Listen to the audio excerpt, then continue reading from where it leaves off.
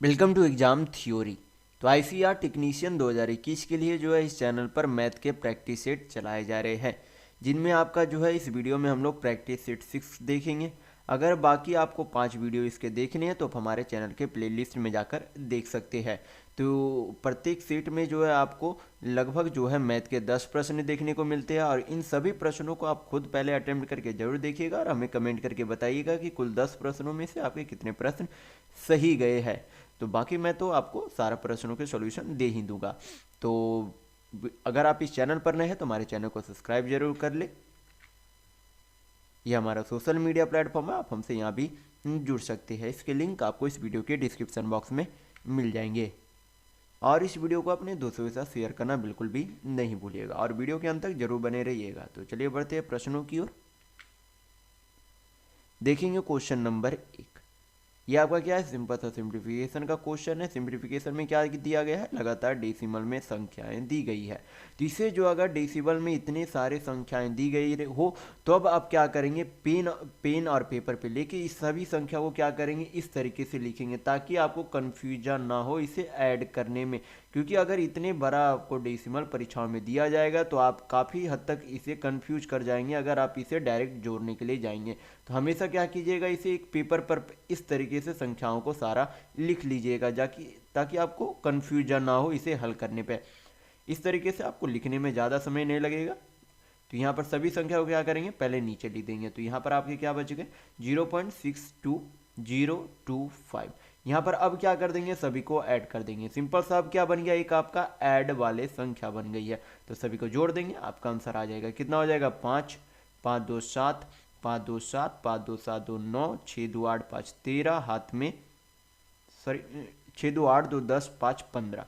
यहाँ पर आपके कितने हो जाएंगे, 15.224 6 4 10 1 11, हाथ में 1, 6 2 8 1, आपका यहाँ पर 9 हो गया, 6 2 8 और 6, यानी कि आपका आंसर कितना आ जाएगा, 6891.5977 आएगा। यानी कि आपका कौन सा ऑप्शन सही होगा, ऑप्शन नंबर आपका सी बिल्कुल सही होगा। नेक्स्ट क्वेश्चन देखेंगे, क्वेश्चन नंबर 2। ये आपका क्या, सिंपल सा ट्रिग्नोमेट्री का क्वेश्चन है। अगर आपको पता होना चाहिए कि यहाँ पर जो है कॉस 12 डिग्री है, और अगर कॉस प्लस 168 डिग्री हो तो इसका वैल्यू कितना हो जाता है, 0 हो जाता है। और cos 84 degree plus cos 96 degree का वैल्यू कितना होता है, 0 हो जाता है। तो 0 प्लस 0 आपके वैल्यू कितने हो जाएंगे, 0 हो जाएंगे, यानी कि आपका आंसर कितना आएगा, 0। तो ये तो हो गया आपका डायरेक्ट बनाने का तरीका। अगर आपको बेसिक से जानना है तो बेसिक से हम लोग इस तरीके से करेंगे कि यहाँ पर आपका कितना है, कॉस 12 डिग्री है। यहाँ पर हमें क्या देखने को मिल रही है, कॉस 168 डिग्री। तो कॉस 168 डिग्री को हम लोग क्या लिख सकते हैं, कॉस 168 डिग्री को यहाँ पर इस तरीके से लिखा जा सकता है कि कॉस 180 डिग्री माइनस आपका कितना हो जाएगा, -12 डिग्री, इस रूप में लिखा जा सकता है। और इस रूप में हम लोग इसे किस में चेंज कर देंगे, कॉस 180 -12 डिग्री क्या लिख सकते हैं, minus sine 12 degree, sorry 180 degree में आपका चेंज नहीं होता, तो आपका क्या हो जाएगा, माइनस कॉस 12 डिग्री होगा। तो यहाँ पर आपका क्या है, प्लस कॉस 12 डिग्री, यहाँ पर माइनस कॉस 12 डिग्री है, तो प्लस माइनस क्या हो जाएंगे, कट जाएंगे। इसी तरीके को मैंने यहाँ पर डायरेक्ट यहाँ पर बताया कि इन दोनों का योग का वैल्यू क्या होता है, 0 होता है। इसी तरीके से यहाँ पर क्या है, कॉस 84 डिग्री, यहाँ पर आपका क्या है, कॉस 96 डिग्री है। तो कॉस 96 डिग्री को हम लोग चेंज करेंगे तो इसे जो है इस तरीके से लिखा जा सकता है कि कॉस 90 प्लस 6 डिग्री, कितना हो जाएगा, 90 प्लस 6 डिग्री। तो ये आपका किस में चेंज हो जाएगा, ये आपका माइनस साइन 6 डिग्री में चेंज हो जाएगा। और साइन 6 डिग्री को हम लोग क्या लिख सकते हैं, माइनस कॉस 84 डिग्री लिखा जा सकता है। तो plus 84 cos 84 degree minus cos 84 degree cut जाएंगे तो क्या बचेगा, 0। इसी तरीके को मैंने डायरेक्ट में आपको बताया है कि 0 होता है। तो 0 प्लस 0 आपके क्या हो जाएंगे, 0 आंसर हो जाएंगे। तो आपको यहाँ पर कन्वर्ट करने के लिए आना चाहिए। अगर आपने ट्रिग्नोमेट्री बेसिक से पढ़ा होगा तो आपको ये बताया गया होगा। तो इसका आंसर कितना हो जाएगा आपका, ऑप्शन नंबर ए यानी कि 0 होगा। तो अगर आपको वीडियो पसंद आ रहा है तो लाइक करते जरूर चलिएगा। नेक्स्ट क्वेश्चन देखेंगे, क्वेश्चन नंबर 3। यहाँ पर क्वेश्चन में दिया गया है कि दो संख्याओं का योगफल 20 है, उनका अंतर 2.5 है, तो इन संख्याओं का अनुपात यानी कि रेशियो में वैल्यू क्या होगा। तो डायरेक्ट तरीका निकालने का क्या होता है, हमें दोनों संख्या का अनुपात निकालना है, यानी कि मान लेते पहली संख्या दूसरी संख्या। पहली संख्या निकालने के लिए क्या करेंगे, दोनों का योग का आधा कर देंगे। तो दोनों का योग कितना है, योगफल और अंतर का योग कर देंगे तो कितना हो जाएगा, दोनों का योग 22.5 का आधा यानी कि 2 से डिवाइड कर देंगे। तो यह आपकी क्या आ जाएगी, पहली संख्या। दूसरी संख्या निकालने के लिए क्या करेंगे, दोनों का अंतर यानी कि डिफरेंस का आधा कर देंगे। तो डिफरेंस यानी कि अंतर कितना हो जाएगा आपका 17.5 का आधा यानी कि 2 से क्या करेंगे, डिवाइड कर देंगे। हल करेंगे तो आपका क्या आ जाएगा, दोनों संख्या को अनुपात में वैल्यू आ जाएगा। 2 से 2 चला गया, 15 यानी कि 1.5 से काटेंगे तो ये 9, सॉरी ये आपका कितने बार में चला जाएगा, 25 से कट रहा, 25 यानी कि 2.5 से, तो ये 9 बार में चला जाएगा। ये आपका 7 बार में चला जाएगा, यानी कि वैल्यू कितना आ जाएगा, 9:7। ये आपका आंसर आएगा। तो यहाँ पर आपका ऑप्शन नंबर डी बिल्कुल सही होगा। नेक्स्ट क्वेश्चन देखेंगे, क्वेश्चन नंबर 4। यहाँ पर क्या दिया गया है, कॉस 1 डिग्री 2 डिग्री 3 डिग्री, इस तरीके से लगातार आपका कॉस 179 डिग्री तक का वैल्यू पूछा जा रहा है। और यहाँ पर क्या एक तरीके से क्या है, सभी एक दूसरे के क्या है, गुणज है, यानी कि इनटू में है। तो आपको पता होना चाहिए कि यहाँ पर अगर 1 2 3 4 यहाँ पर आ रहा है तो कहीं बीच में आपका क्या आएगा, एक कॉस 90 डिग्री भी आएगा। क्या आएगा, कॉस 90 डिग्री आएगा। और कॉस 90 डिग्री का मान क्या होता है, 0 होता है। तो अगर किसी का मान 0 है और उसमें 0 में कितने का भी गुणज कर दिया जाए, उस सारी संख्याओं का गुणज ओवरऑल कितना आएगा, ओवरऑल गुणज 0 ही आएगा। तो यहाँ पर cos 90 का मान 0 आ गया तो पूरे का गुणज क्या हो जाएगा, 0 यानी कि 0 होगा। तो यहाँ पर आपका ऑप्शन नंबर ए बिल्कुल सही होगा। नेक्स्ट क्वेश्चन देखेंगे, क्वेश्चन नंबर 5। यहाँ पर क्वेश्चन में दिया गया है कि एक समद्विबाहु त्रिभुज यानी कि आइसोसेलेस ट्रायंगल का आधार यानी कि बेस 8 सेंटीमीटर है और इनकी समान भुजाओं में से एक 5 सेंटीमीटर है। तो आधार से उसके सम्मुख शीर्ष की ऊंचाई ज्ञात करेगी कितना होगा। तो मैं यहाँ पर थोड़ा सा फिगर से समझाने की कोशिश करता हूँ कि क्वेश्चन में बोला क्या जा रहा है। यहाँ पर बोला जा रहा है कि समद्विबाहु त्रिभुज का आधार कितना, 8 सेंटीमीटर, और भुजा कितना दिया गया, दोनों भुजा जो इक्वल है वो कितने सेंटीमीटर दिए गए, 5-5 सेंटीमीटर दिए गए। तो आपको पता होना चाहिए कि अगर समद्विबाहु त्रिभुज के समान वाले कोण से अगर उसके विपरीत जो भुजा होती है उस पर अगर परपेंडिकुलर डाला जाता है तो उस भुजा को क्या करती है, बराबर भागों में विभाजित करती है। तो अगर ये पूरे भुजा की लंबाई 8 सेंटीमीटर है तो अगर यहाँ पर मान ले ये ए है, ये ओ है, ये बी है, तो अगर ए बी की पूरी लंबाई 8 सेंटीमीटर है तो ए ओ की लंबाई कितनी हो जाएगी, तो ए ओ की लंबाई आपकी 4 सेंटीमीटर होगी। और आपसे क्या पूछा जा रहा है, आधार से उसके सम्मुख शीर्ष की ऊंचाई यानी कि इसकी हाइट की लंबाई, यानी कि अगर इसे यच मान ले तो इस यच का वैल्यू पूछा जा रहा है। तो यच का वैल्यू निकालने के लिए क्या करेंगे, आपको यहाँ पर सिंपल सा आपको यहाँ पर हाइपोटेनस का स्क्वायर माइनस ये बेस का स्क्वायर करेंगे तो आपका अंडर रूट करेंगे फिर आंसर आ जाएगा। 5 का स्क्वायर कितना हो जाएगा, 25, 4 का स्क्वायर 16, 25 में से 16 गया √9, √9 किसका वैल्यू होता है, 3 का, यानी कि ऊंचाई हाइट कितना आ गया उस समद्विबाहु यानी कि आइसोसेलेस ट्रायंगल का, 3 सेंटीमीटर। तो यहां पर आपका ऑप्शन नंबर डी बिल्कुल सही होगा। नेक्स्ट क्वेश्चन देखेंगे, क्वेश्चन नंबर 6।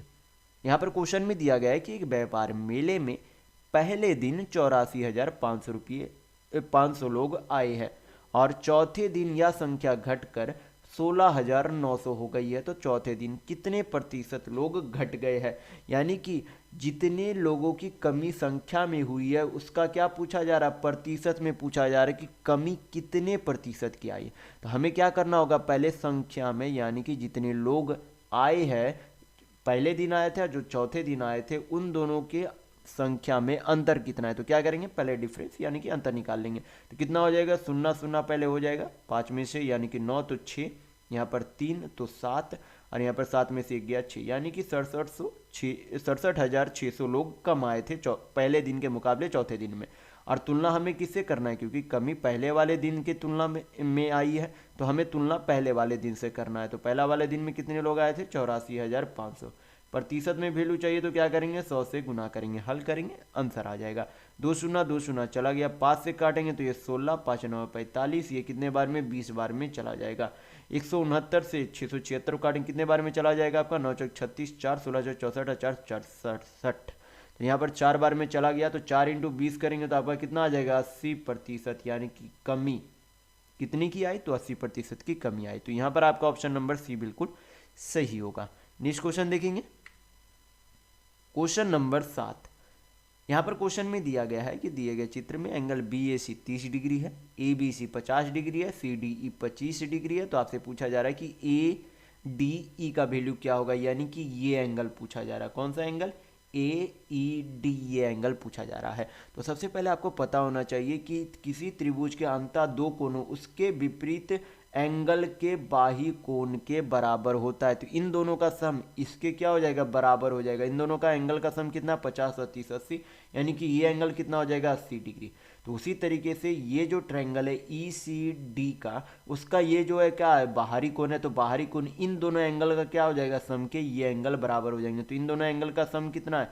80 और 25, यानी कि 105 डिग्री है। यानी कि एंगल ए ई डी का वैल्यू कितना आ जाएगा? 105 डिग्री, यानी कि 105 डिग्री आपका आंसर आएगा। तो यहाँ पर आपका ऑप्शन नंबर ए बिल्कुल सही होगा। नेक्स्ट क्वेश्चन देखेंगे, क्वेश्चन नंबर 8। यहाँ पर क्या पूछा जा रहा है? यहाँ पर कुछ कुछ एंगल के मान दिए गए और आपसे ये एंगल यक्स का वैल्यू पूछा जा रहा है। तो क्या करेंगे? सबसे पहले ये कितने, यानी कि कितने कोणों का ये जो आपका फिगर है, 1 2 3 4 5, तो 5 कोणों का जो है टोटल एंगल का सम कितना होता है? अगर आपको नहीं पता है तो आप निकाल भी सकते हैं। क्या होता है फार्मूला निकालने का? n-2 इंटू 180 होता है। किसी भी कोई भी बहुभुज है उनके एंगल का सम, यानी कि पूरे जो कोणों का सम होता है उनका योग निकालने के लिए ये फार्मूला होता है। तो फार्मूला पे क्या करेंगे? कितने कोण है? 5, 5 में से जो हो जाएगा 3 इंटू 180 करेंगे तो आपका कितना हो जाएगा? Total 540 degree. यानी कि ये जो 5 भुज है उनके कोणों का सम कितना होगा? 540 डिग्री। ये तो अब हमें पता चल गया। अब क्या करेंगे? यहाँ पर ये जो आपका क्या स्ट्रेट लाइन है, तो अगर ये 80 डिग्री है तो स्ट्रेट लाइन पे ये पूरा कितना 180 डिग्री बनाती है। तो ये अगर 80 डिग्री है तो ये एंगल कितना हो जाएगा? 100 डिग्री। कितना हो जाएगा? 100 डिग्री।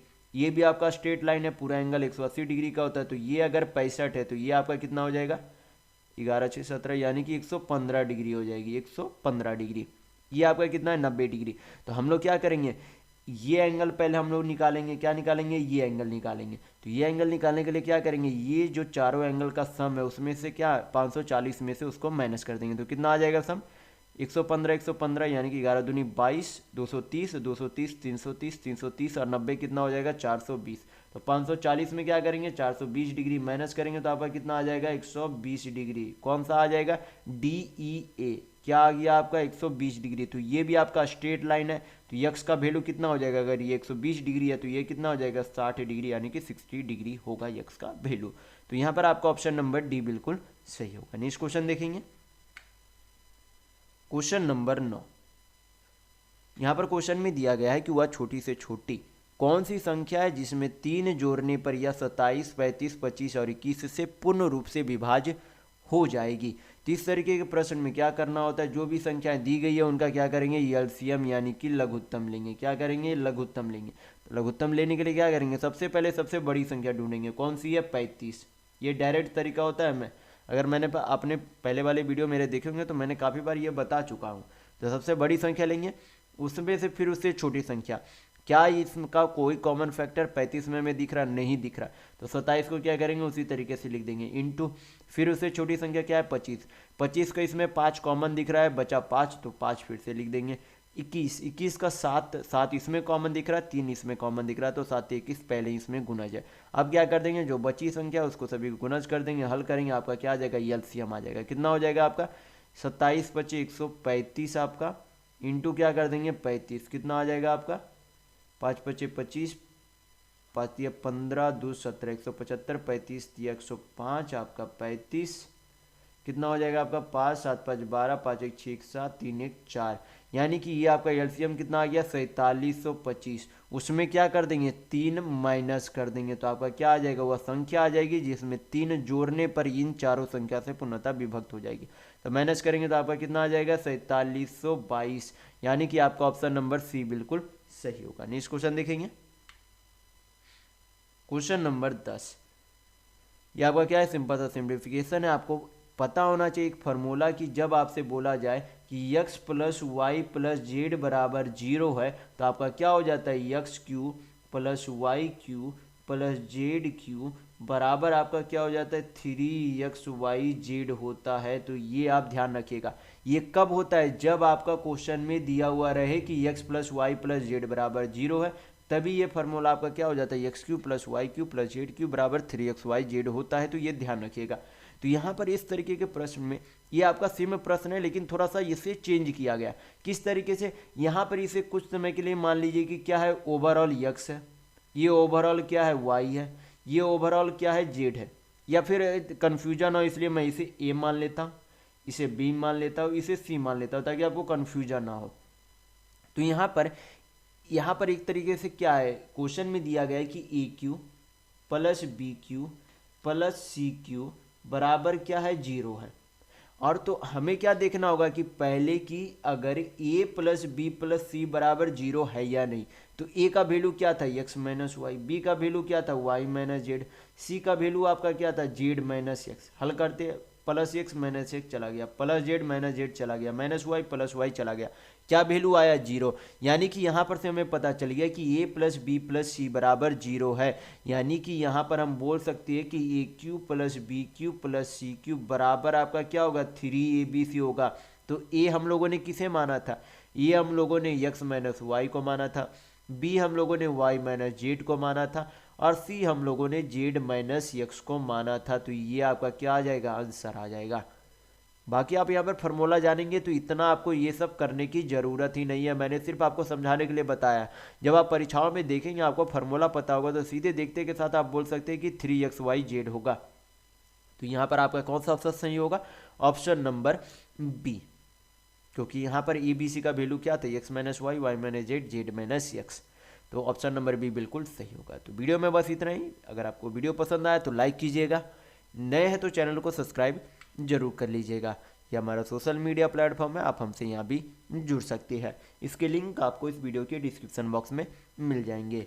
और इस वीडियो को अपने दोस्तों के साथ शेयर करना बिल्कुल भी नहीं भूलिएगा। तो वीडियो में इतना ही। वीडियो के अंत तक बने रहने के लिए बहुत बहुत धन्यवाद। आशा करता हूँ आपका दिन शुभ हो।